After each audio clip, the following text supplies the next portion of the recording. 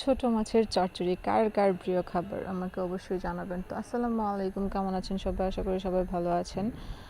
তো আজকের রেসিপিটি আপনারা দেখতেই পাচ্ছেন, অনেকটা ইয়ামি হয়েছে খেতে। তো এখানে আমি প্রথমে ছোট মাছগুলা কেটে পরিষ্কার করে ধুয়ে নিয়েছি। তো এখানে প্রথমে একটা প্যান বসিয়ে নিলাম। তো প্যানে পরিমাণ মতো সরিষার তেল দিয়ে সরিষার তেলটা গরম হয়ে আসার পর এখানে দুটা পেঁয়াজ কুচি আর কয়েকটা 4-5টা কাঁচামরিচ দিয়ে দিলাম। তো এগুলো ভালোভাবে নেড়েচেড়ে মিশিয়ে নেব। আসলে ছোট মাছটা অনেকেরই প্রিয় খাবার। বড় মাছ থেকে অনেকেই ছোট মাছটা বেশি পছন্দ করে। আমার কাছেও ছোট মাছটা খুবই বেশি ভালো লাগে বড় মাছ থেকে। তো এখন এই পর্যায়ে আমি এখানে একটু লবণ দিয়ে নিলাম, পরিমাণ মতো লবণ দিয়ে এক এক করে সব মশলাগুলো দিয়ে নেব। যেন মশলাটা যেন পুড়ে না যায়, তাই এখানে একটু পানি দিয়ে নিলাম আগেই।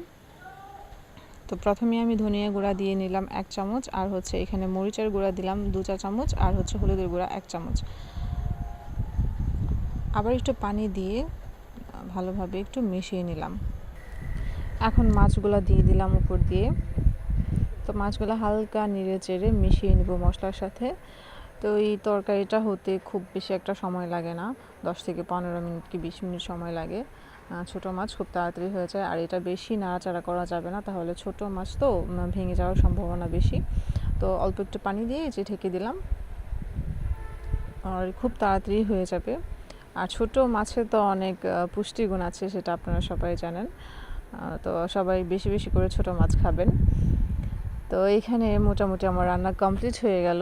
তো দেখেন কতটা সুন্দর আর ইয়ামি হয়েছে, মাশাআল্লাহ। আমি নিজের রান্নায় নিজে বলছি অনেক ভালো হয়েছে, খেতেও অনেক মজা হয়েছে। তো থ্যাংক ইউ সো মাচ আপনাদের সবাইকে ভিডিওটি দেখার জন্য।